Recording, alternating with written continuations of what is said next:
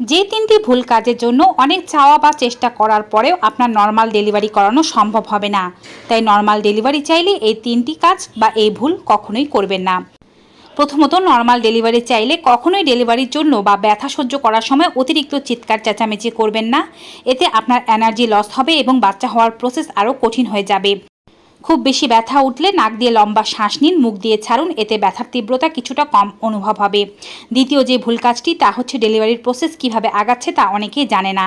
Delivery হওয়ার জন্য জরায়ুর মুখ অন্ততপক্ষে 10 সেন্টিমিটার ওপেন হতে হবে।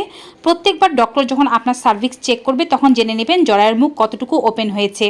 10 সেন্টিমিটার অথবা 4 আঙুল পরিমাণ ওপেন হলে বাচ্চা হয়ে যাবে। তৃতীয় ও সর্বশেষ ভুল কাজ হচ্ছে ডেলিভারির সময় সঠিক সময়ে চাপ না দেয়া। বাচ্চা যখন ভেতর থেকে মাথা দিয়ে চাপ দিতে থাকবে বের হওয়ার জন্য, ঠিক মাকে তখনই প্রেশার দিতে হবে। বাচ্চা ও মায়ের প্রেশার যদি ঠিকঠাকভাবে পড়ে সেক্ষেত্রে 1 থেকে 2টো প্রেশারই কিন্তু বাচ্চা হয়ে যাবে। বাচ্চা যখন প্রেশার দেবে না তখন আপনিও প্রেশার দেবেন।